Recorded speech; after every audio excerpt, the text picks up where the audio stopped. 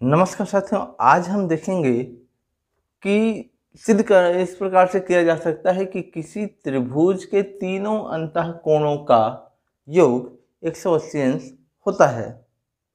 मैं ये जानता हूँ कि बहुत सारे बच्चे ये जानते हैं या स्टूडेंट ये जानते हैं कि त्रिभुज के तीनों अंतःकोणों का योग 180 अंश होता है, और अक्सर जब भी ज्यामितीय प्रश्नों को हल करते हैं वहाँ पर अक्सर इस बात का उल्लेख किया जाता है और अक्सर इसका उपयोग करते हैं कि त्रिभुज के तीनों कोणों को जोड़ करके वो 180 अंश बना देते हैं। लेकिन क्यों होता है ऐसा, आइए हम सटीक कारण को जानते हैं। और इस सटीक कारण को जानने के लिए हम क्या करते हैं, एक त्रिभुज की रचना करते हैं। मान लेते हैं कि ये कोई एक त्रिभुज है और इस त्रिभुज को हम नाम दे देते हैं ए, बी और सी। अब इस त्रिभुज के जो तीनों कोण हैं वो 180 अंश के होंगे। तो तीनों कोण कौन कौन से? कोण ए, कोण बी और कोण सी। और जब इन तीनों को जोड़ दिया जाए, इन तीनों कोणों को यदि क्या किया जाए, जोड़ दिया जाए, तो ये बराबर होंगे 180 अंश के। अर्थात कोण ए प्लस कोण बी प्लस कोण सी बराबर होगा 180 अंश। ये हमको सिद्ध करना है। अब इसको सिद्ध करने के लिए हमने क्या किया, एक त्रिभुज की रचना की। अब इस त्रिभुज की रचना करने के बाद हमको क्या करना है, ये जो BC रेखा है, नीचे का BC रेखा, या आप चाहो तो इस AB रेखा के समान खींच सकते हो या AC रेखा के समान एक रेखा खींचेंगे जो A से होकर के जाता है। इस प्रकार से हम ये कह सकते हैं कि यदि इसको हम L और M नाम दे दें तो हम ये कहेंगे कि BC समांतर होगा L M के। हमको इस चीज़ को बहुत ही ध्यान देना है, क्योंकि इसी के माध्यम से हम ये सिद्ध कर सकते हैं कि किसी त्रिभुज के तीनों अंतःकोणों का योग 180 अंश क्यों होता है।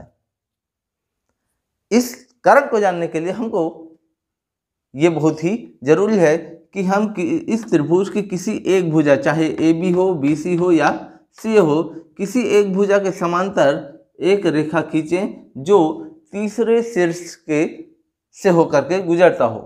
अब ऐसा करने के बाद हम इसको पॉइंट नाम दे देंगे, इसको 1, इसको 2 और इसको 3। अब इसको सिद्ध करने के लिए हमको क्या करना है, दो चीज़ों को ध्यान रखना है। दो चीज़ें कौन कौन सा? पहली चीज़ है, आपको याद रखना है कि एक रेखा में एक ओर 180 अंश का कोण बनता है। इस पॉइंट को, और इसको आप जानते हैं कि यदि इस प्रकार से कोई भी रेखा खींची जाए तो इस रेखा के इधर बनने वाला जो कोण है, जो हमारा चांदा होता है, जो प्रोटेक्टर होता है, वो 180 अंश का ही कोण दर्शाता है। तो एक ओर होता है 0 और एक ओर होता है 180। 180 से ज़्यादा एक साइड नहीं होते हैं और दोनों साइड मिला करके 360 होता है। तो ये इस पॉइंट को याद रखेंगे। और दूसरा पॉइंट आपको क्या आंसर ध्यान रखना है, एकांतर कोण। एकांतर कोण बराबर होते हैं।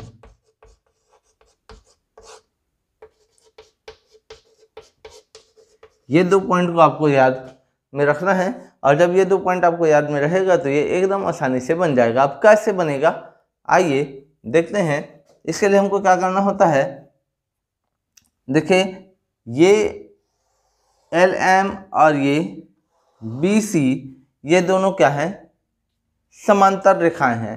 और इस समांतर रेखा को ये जो तीसरी रेखा है ये इस प्रकार से प्रतिच्छेद कर रही है या काट रही है।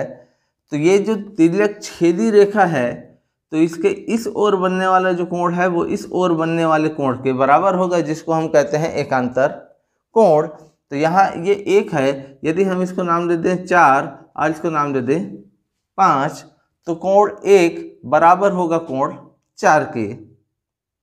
कोण 1 बराबर होगा किसके? कोण 4 के। और यहाँ आप कारण लिख सकते हो एकांतर कोण। इसी प्रकार से LM और BC ये समांतर रेखाएं हैं और इस समांतर रेखा को ये AC जो है क्या कर रहा है? प्रतिच्छेद कर रहा है। और जब ये इसको प्रतिच्छेद कर रहा है तो यहाँ बनने वाला कोण 3, यहाँ बनने वाले कोण 5 के बराबर होगा।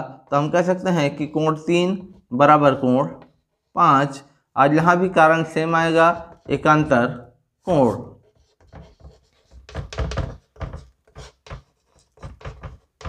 अब 4 जो है 1 के बराबर है, 5 3 के बराबर है, तो हम ये कह सकते हैं कि ये 1 की जगह 4 लिख सकते हैं और 3 की जगह 5 लिख सकते हैं। ऐसा करने से 4, 2 और 5, 4, 2 और 5 ये तीनों जो है इस त्रिभुज के 3 कोण हो जाएंगे। और जब ये त्रिभुज के तीनों कोण हो जाएंगे तो हम कह सकते हैं कि कोण 2 प्लस कोण 4 प्लस कोण 5 ये बराबर होगा 180 अंश के। कारण भी देंगे, तो यहाँ पर इसके लिए सबसे पहले हम देख सकते हैं कि ये एक सरल रेखा है।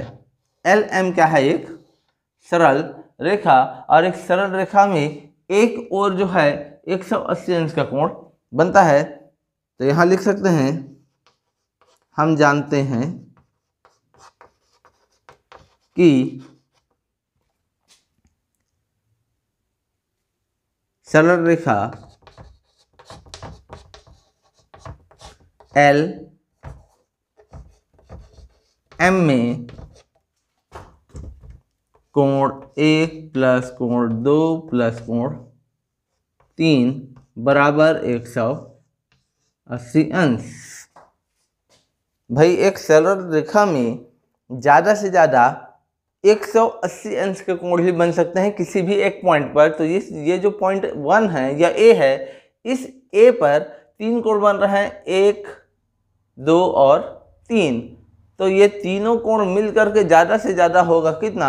180। और इसी के आधार पर हम देख सकते हैं कि 1 जो है 4 के बराबर है, तो यहाँ 1 की जगह लिख सकते हैं कोण 4, ये कोण 2 और ये 3 जो है बराबर है कोण 5 के। तो कोण 5 ये बराबर हो जाएगा 180 अंश के।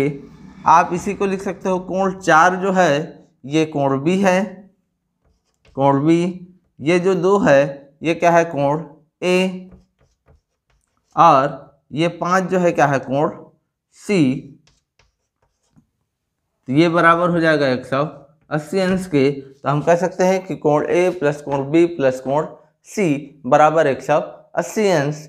अतः हम कह सकते हैं कि किसी त्रिभुज के तीनों अंतःकोणों का योग 180 अंश ही होता है, उससे ज़्यादा नहीं होता है। ऐसे ही इंटरेस्टिंग फैक्टर को जानने के लिए हमारे चैनल को सब्सक्राइब करें और ज़्यादा से ज़्यादा इसको शेयर ज़रूर करें। धन्यवाद।